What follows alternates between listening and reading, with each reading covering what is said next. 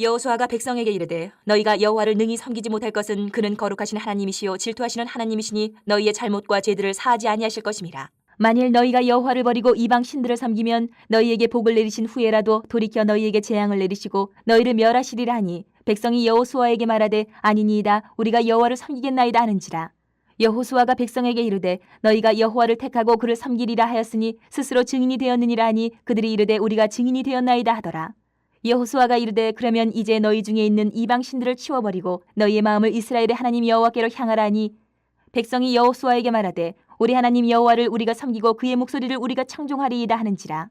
그날에 여호수아가 세겜에서 백성과 더불어 언약을 맺고 그들을 위하여 율례와 법도를 제정하였더라. 여호수아가 이 모든 말씀을 하나님의 율법책에 기록하고 큰 돌을 가져다가 거기 여호와의 성소 곁에 있는 상수리 나무 아래에 세우고 모든 백성에게 이르되 보라 이 돌이 우리에게 증거가 되리니 이는 여호와께서 우리에게 하신 모든 말씀을 이 돌이 들었음이니라. 그런즉 너희가 너희의 하나님을 부인하지 못하도록 이 돌이 증거가 되리라 하고 백성을 보내어 각기 기업으로 돌아가게 하였더라. 이 일 후에 여호와의 종 눈의 아들 여호수아가 110세에 죽음에 그들이 그를 그의 기업의 경내 딥나세라에 장사하였으니 딥나세라는 에브라임 산지 가하스 산 북쪽이었더라. 이스라엘이 여호수아가 사는 날 동안과 여호수아 뒤에 생존한 장로들 곧 여호와께서 이스라엘을 위하여 행하신 모든 일을 아는 자들이 사는 날 동안 여호와를 섬겼더라. 또 이스라엘 자손이 애굽에서 가져온 요셉의 뼈를 세겜에 장사하였으니 이곳은 야곱이 백크시타를 주고 세겜의 아버지 하몰의 자손들에게서 산 밭이라. 그것이 요셉 자손의 기업이 되었더라. 아론의 아들 엘라살도 죽음에 그들이 그를 그의 아들 비느하스가 에브라임 산지에서 받은 산에 장사하였더라. 시대와 환경에 따라서 우리 신앙이 변질이 되면 안 되죠. 하나님의 뜻은 변함이 없으십니다.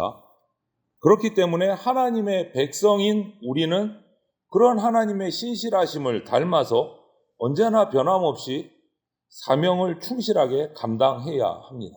오늘 그 모습을 여호수아가 백성들과 지도자를 모아놓고 이 마지막 고별 설교에서 마무리로 다시 한 번 더 강조하고 있는 모습이 나옵니다. 19절부터 24절을 보면 여호수아가 마지막으로 다시 한 번 더 지금까지 얘기를 쭉 해왔지만 역사 이야기와 함께 해왔지만 다시 한 번 더 마지막으로 백성들의 의지를 확인을 하는 장면입니다. 그만큼 하나님을 꾸준히 변함없이 섬기는 게 쉽지 않다는 거죠. 그러면서 예언 아닌 예언을 해요. 하나님을 섬기는 일이 쉽지 않다라는 것을 강조를 하면서 하나님은 거룩하신 하나님이고 질투하시는 하나님이다. 너희들이 지금 하나님만 섬기겠다고 장담하지만 그러지 못할 것이라. 이방신들을 섬기다가 하나님께 멸망당할 것이다. 이렇게 예언을 해요. 아니 이스라엘은 여호수아가 나는 나와 내 집은 여호와만 섬기겠노라 하니까 우리도 그렇게 하겠습니다 했는데 그런 백성들 앞에 너희들이 이방신 섬기다가 멸망할 것이다. 왜 그랬을까요? 아직도 그렇게 백성들이 많이 모여서 하는데 그 중에는 아직도 이방신을 섬기고 있는 이스라엘 백성이 있다는 것을 알고 있었기 때문에 몇몇의 이방신을 섬기는 백성으로 말미암아 이스라엘 전체가 타락하게 되는 것을 알고 있었기 때문에 정말 안타까운 마음으로 그들은 대답해서 우리도 여호와를 섬기겠습니다. 군중들은 하지만 그 속에 아직도 이방신이 있다는 것을 알기 때문에 이런 얘기를 한 거예요. 그래서 이방신을 버리지 않고 거룩하고 질투하시는 하나님을 섬길 수 없고 결국 하나님이 내리시는 재앙을 겪을 것이다 라고 경고를 하는 거예요. 여러분 하나님을 섬기다가 우상숭배에 빠지면 이전에 받았던 복도 하나님이 거두어 가십니다. 여호수아가 그렇게 얘기하고 있어요. 하나님은 거칠의 예배를 원하지 않으시는 거예요. 마음을 다해서 하나님을 섬겨야 했습니다. 하나님도 자기 백성을 마음을 다해서 사랑하셨기 때문에 신실하게 사랑하셨기 때문에 백성도 하나님을 신실하게 사랑해야 돼요. 이것은 이 당시 이스라엘 백성에게만 해당되는 말씀이 아닌 거죠. 마음 중심으로 하나님을 섬기는 것, 이거는 과거나 현재나 미래나 모든 그리스도인들에게는 당연히 갖추어야 될 마땅한 자세입니다. 하나님이 아닌 하나님을 통해서 얻을 수 있는 것을 바라면서 하나님 앞에 나오는 그런 마음, 그거 역시도 우상숭배입니다. 내가 교회 나가면 이런 이득이 있을 거야. 이거 우상숭배입니다. 안타깝죠. 말씀을 통해서 우리 자신을 비춰보아야 됩니다. 여호수아가 말한 나와 내 집은 여호와를 섬기겠다라는 이 외침은 하나님을 섬기겠다라는 것은요, 하나님만 섬기겠다는 의미예요. 혼합주의 신앙, 다른 신과 함께 나는 하나님도 섬겼어, 다른 신도 섬겼어. 이것은 하나님을 버린 겁니다. 죄악이에요. 하나님을 섬긴다는 것은요, 하나님만 섬긴다는 의미예요.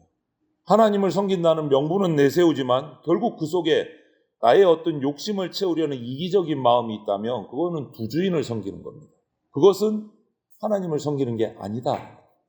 여호수아가 이렇게 마지막 예언을 하고 고별 설교를 하고 유언과 같은 말을 남기고 이제 세상을 떠납니다. 110세에 세상을 떠나요. 한 세대가 가고 이제는 완전히 새로운 세대가 다시 시작되는 시점입니다.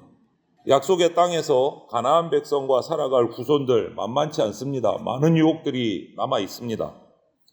그래서 여호수아는 그들에게 마지막으로 한 번 더 숨을 거두기 전에 모세의 시대의 그 율법과 법도를 한 번 더 얘기합니다. 한 번 더.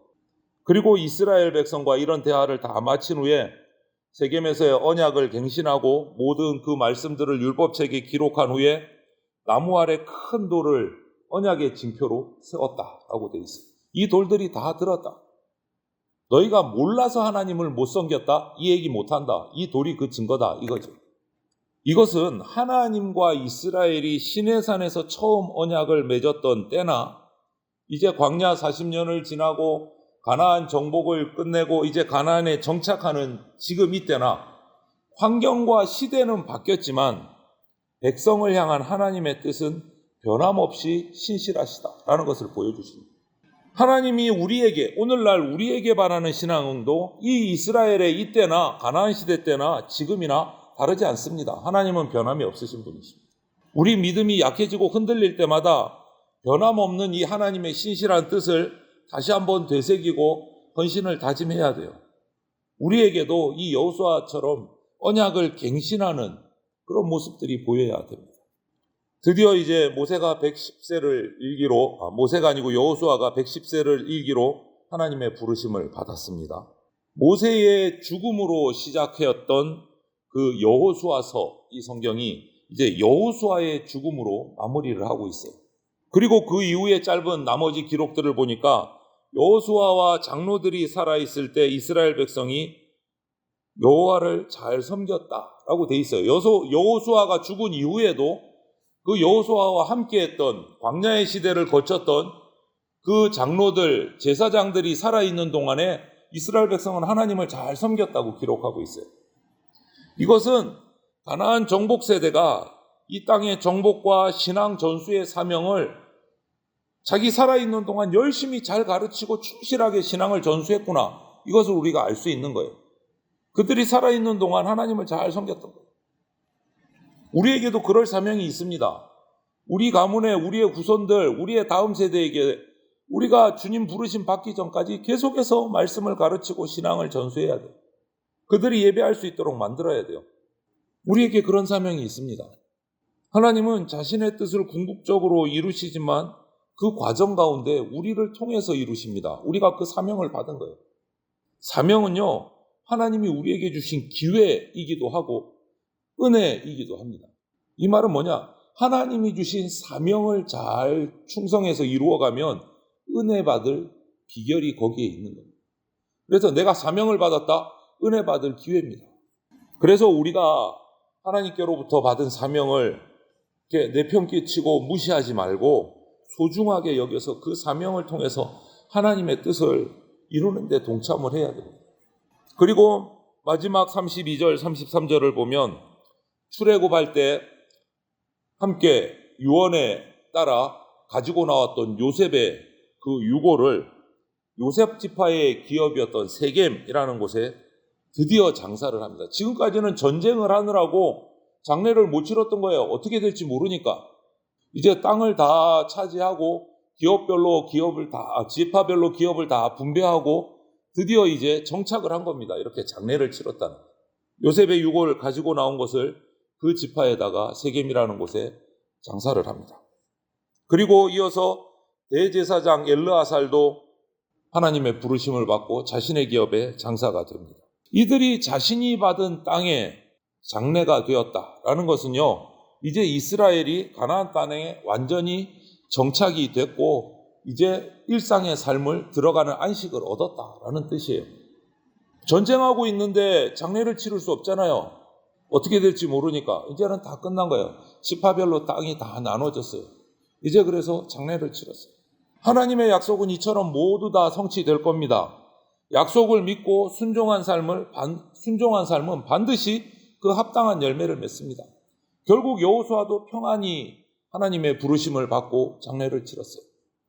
요셉도 대제사장도 광야의 험한 시절을 하나님 말씀 따라 살아왔던 이들이 지도자들이 하나둘 하나님의 부르심을 받고 안전하게 장례를 치렀습니다.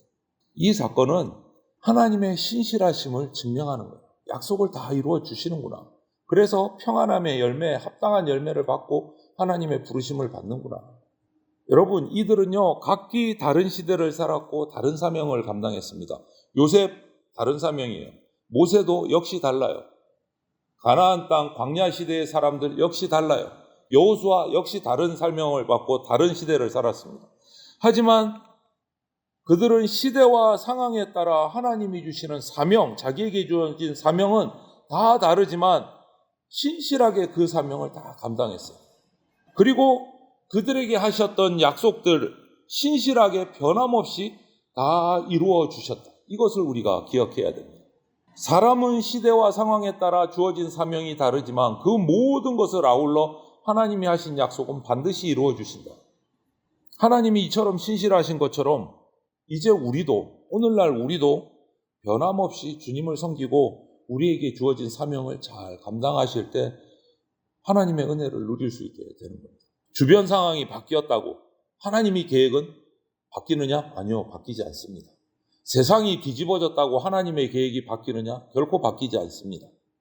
그렇기 때문에 우리가 하나님께로 받은 사명도 역시 흔들림 없이 감당해야 될 때인 겁니다. 그때 하나님이 우리에게 놀라운 은혜를 경험하게 해 주시는 겁니다. 요셉이 그랬던 것처럼, 모세가 그랬던 것처럼, 여호수아가 그랬던 것처럼 변함없으신 하나님을 오늘도 흔들림 없이 섬기면서 사명을 감당해가는 저와 여러분들이 다 되시기를 주님의 이름으로 축원을 드립니다. 아멘.